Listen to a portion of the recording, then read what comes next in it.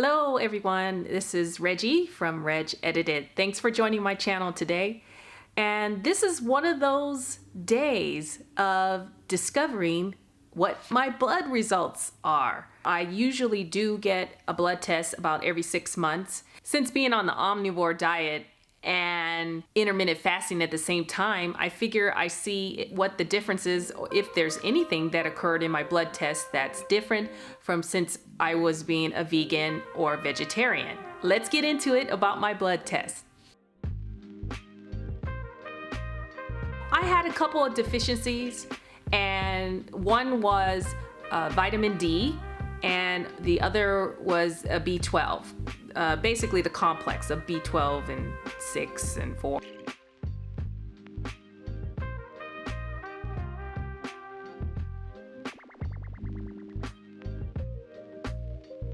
And all these different numbers under vitamin B. I was a little low there. So I wanted to see if me incorporating a little bit of meat and the fish back into my diet since changing from being a vegetarian and a vegan, I wanted to see what was the difference from them. What I did see about being a vegan and vegetarian is that yes, my B12 was still low, my vitamin D did not change, it was very low, and I knew I needed to supplement for those two things specifically. So I did. But when I look at my test, and I did bring along quite a bit on my test, but I just wanted to share some highlights with you, and maybe that might help you in what you're looking for in your blood work. I don't know. Now, I'm not a doctor. I don't know a lot of these medical terminology in the blood work, but I do know some of these things that I'm highlighting and can talk about that. But please, if you want to share anything you know about blood work, I appreciate that in the comments. The vitamin D, which is at a 37, which it actually came up since being on the Omnivore and eating meat and such. So the range is from 30 to 100, and that would be considered normal. So I'm at a 37. So that's pretty good because I was never in the semi-normal range before all these years. I've always been in the 20s. So that is really good, and the doctor's happy about that. Although she still wants me to continue taking 2,000 to 3,000 milligrams of vitamin D, which I've been doing on a daily. And also I do walk outside, as you guys know. I'm in the sun every day, and that doesn't do the trick for me. So it's just something genetic. Who figured? Also the B12. Well, I cheat with the B12. As you know, I do take a shot, and sometimes I overdo it and I shouldn't have. I'd taken a couple of shots in 1 month before I had taken this blood test, so it's like extremely high. So you shouldn't be over anywhere between 211 to 911 is like the normal range, and I was like 2,000. So of course I knew it was the shot I took the week before my test, my blood work. So the doctor recommended that I take it once a month or once every other month to stretch it out. She said, don't get crazy with it. Maybe just take my liquid version instead of taking the shot on a regular basis. That's, I'll even it out.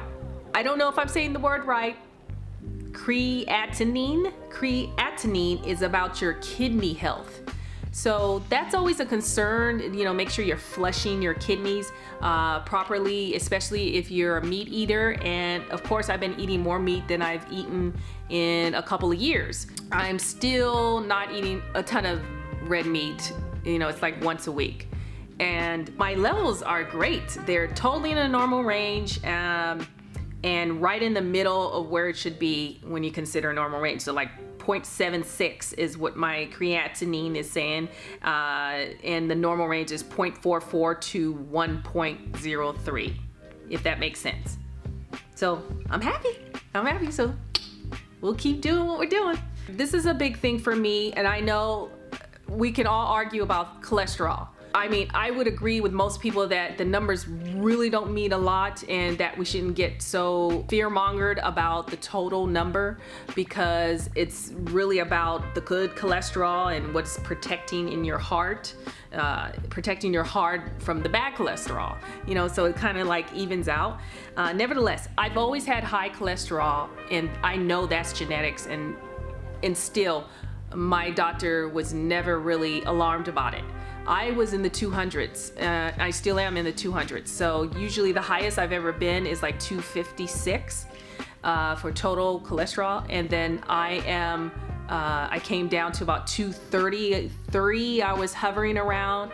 And that's being a vegan and vegetarian. So I thought, okay, well, I don't know what I can do any different. But when you break it down, now I'm at 211. And this is since adding in the meats and the fish and the eggs. So I think that's going in the right direction, nevertheless. And I'm really not that concerned about the cholesterol. And so the HDL itself is it's very good.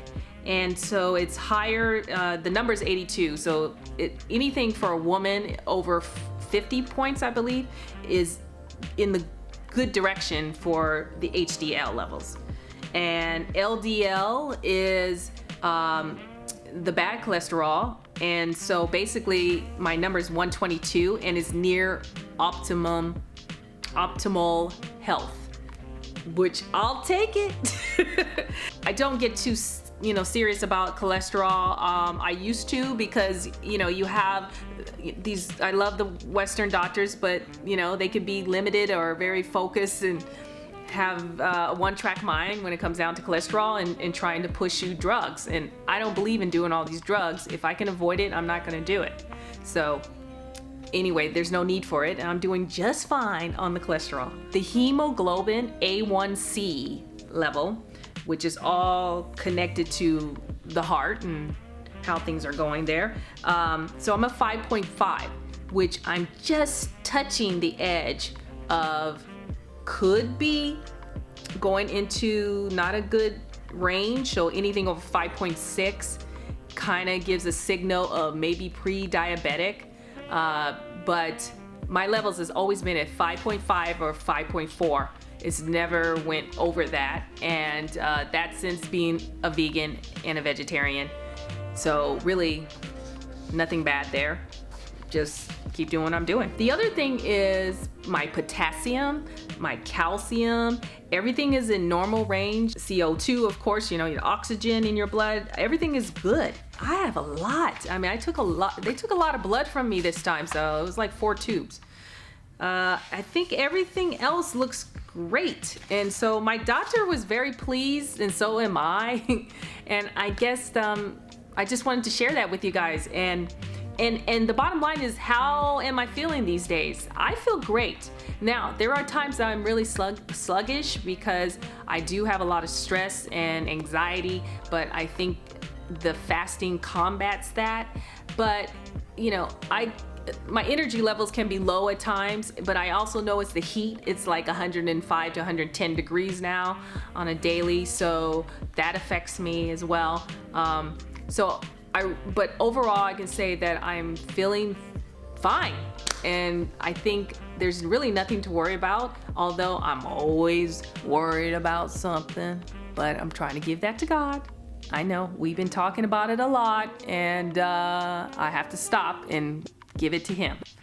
I hope that helps you guys. The bottom line is fasting really helping me when it comes down to my blood results? Absolutely. Absolutely, it's helping. And I think that everyone can benefit from it. We have genetics, and whatever's going on in your body, it just is what it is. And, we can just do the best we can to feel healthy, be healthy, and to live longer. And what I know about fasting is you are slowing down the aging process. So thanks for watching. And if you have any comments about the blood work and anything you'd like to share of what maybe you've done in your past blood results or anything you're concerned about, let's talk about it, because that's what we are, a community to share and exchange information. Don't forget, caregiving begins with you. Thanks for watching. Bye, guys.